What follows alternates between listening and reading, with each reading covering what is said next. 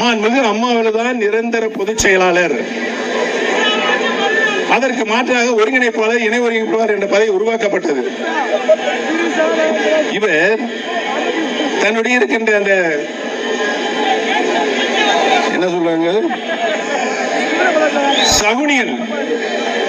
சகுனிகள் ஒண்ணு சேர்ந்து எப்படா மாண்புமிகு அம்மா அவர்கள் இறப்பார்கள், நம்முடைய சதிய வேலையை ஆரம்பிக்கலாம் என்று நினைத்து நாமெல்லாம் பிரியத்தோடு கழகத்தினுடைய நிரந்தர பொதுச் செயலாளர் மாண்புமிகு அம்மாவர் தான் உச்சபட்ச மரியாதையை தந்தோம். அந்த உச்சபட்ச மரியாதையை என்ன செஞ்ச, காலையில போட்டு மிதிச்சு அவர் பொதுச் செயலாளர் என்ன செஞ்சார், இந்த இயக்கத்திற்கு என்ன தியாகம் செஞ்சார்? எந்த தியாகம் செய்யல. 4.5 ஆண்டு காலம் அடித்து வைத்த பணத்தை, கோடிக்கணக்கான ரூபாய்களை உன்னை சுற்றி இருந்தவருக்கு மட்டும் கொடுத்து நீ பொதுச் செயலாளர் பதவி அடைந்தாய். அதுதானே உண்மை. புரட்சி தலைவர் எம்ஜிஆர் அவர்கள் தொண்டர்கள் தான் அனைத்து இந்திய அண்ணா முன்னேற்ற கழக நிலையை கொண்டு வந்து இந்த இயக்கம் தொண்டர்கள் இயக்கம், தொண்டருக்கான இயக்கம் என்று புரட்சி தலைவர் அவர்கள் மனதிலே பட்டு கழகத்தின் உச்சபட்ச பதவி பொதுச் செயலாளர் பதவியை தேர்தல் மூலமாக தேர்வு செய்யப்பட வேண்டும் என்ற வாக்குரிமையை யாருக்கு தந்தார்கள்? கோடிக்கணக்கான தொண்டர்கள் தான் ஓட்டு போட்டு பொதுச் செயலாளர் பதவியை தேர்ந்தெடுக்க வேண்டும் என்ற நிலையை புரட்சி தலைவர் கொண்டு வந்தார்கள்.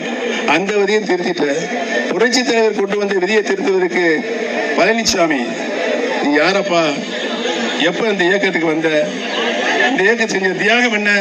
ஒண்ணும் இல்லை. இன்றைக்கு எப்படி தேனி மாவட்டத்தில் நல்லவர்களாம் ஒன்று கூடி அனைத்து இந்திய அண்ணா முன்னேற்ற கழகத்தை மீண்டும் புது புலிவோடு மாண்புமிகு அம்மாவுடைய நல்லாட்சியை மீண்டும் தமிழகத்திலே நிலைநிறுத்துவோம் என்று இந்த வைராக்கிய உணர்வோடு நீங்கள் கூடியிருக்கிறீர்கள். இந்த வைராக்கிய உணர்வு இங்கு மட்டுமல்ல, தமிழ்நாடு முழுவதும் நிறைந்திருக்கின்ற தமிழ்நாட்டின் உணர்வை ஒன்றுபடுத்தி ஒழுங்குபடுத்தி மீண்டும் புரட்சி தலைவி மாண்புமிகு அம்மாவுடைய ஆட்சியை நிலைநிறுத்துவதுதான் நம்முடைய தலையாய கடமையாக இருக்க வேண்டும் என்று உங்களை எல்லாம் நான் மெத்த பணிவோடு கேட்டுக்கொள்ள கடமைப்பட்டிருக்கிறேன். சரி, டிடிவி சார் எந்த நோக்கத்திற்காக பழனிசாமியை அரசியல் விட்டே விரட்ட வேண்டும் என்று அம்மா மக்கள் முன்னேற்ற கழகத்தை துவக்கினார்களோ, நாங்களும் அனைத்து இந்திய அண்ணா முன்னேற்ற தொண்டர்களை பறித்த புரட்சி தலைவர் இந்த உரிமையை பறித்த பழனிசாமி அவர்களை அரசியல் விட்டு எந்த காலத்திலும்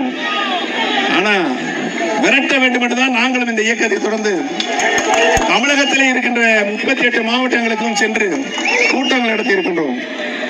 அத்தனை கூட்டங்களும் பழனிசாமி கடுமையான எதிர்ப்பு. தொண்டர்கள் மட்டுமல்ல, பொதுமக்களும் கடுமையான எதிர்ப்பு. இந்த நாடாளுமன்ற தேர்தலில் பழனிசாமி நிறுத்தப்படுகின்ற வேட்பாளர் அனைவரும் டெபாசிட் இழப்பார்கள் என்பதை இந்த கூட்டத்தின் மூலம் தெரிவித்துக் கொள்ள கடமைப்பட்டிருக்கிறேன். அந்த அளவுக்கு மக்கள் வெறுப்பு கொண்டிருக்கிறார்கள்.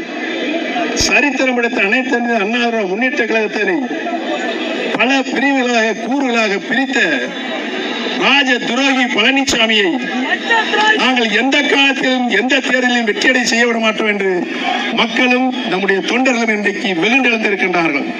இதுதான் நிதர்சனமான உண்மை என்பதனை படம் பிடித்துகின்ற காட்டமாகத்தான் இன்றைக்கு நம்முடைய தேனி மாவட்டத்தில் திரண்டிருக்கின்ற இந்த கூட்டம். அனைத்து மக்களும் ஜாதி வித்தியாசம் பார்க்காமல், மதங்கள் வித்தியாசம் பார்க்காமல் அனைவரும் இன்று கூடியிருக்கிறோம். இந்த கூட்டத்தினுடைய தொடர்ச்சி தமிழ்நாடு முழுவதும் எதிரொலிக்கின்ற பொழுது மீண்டும் மாண்புமிகு அம்மாவுடைய ஆட்சி எந்த நோக்கத்திற்காக நாம் இந்த தர்ம யுத்தத்தை தொடங்கி இருக்கின்றோமோ, திரு டிடி சார் அவர்களும் நாங்களும் தொடங்கி இருக்கின்றோமோ, அது முழுமையாக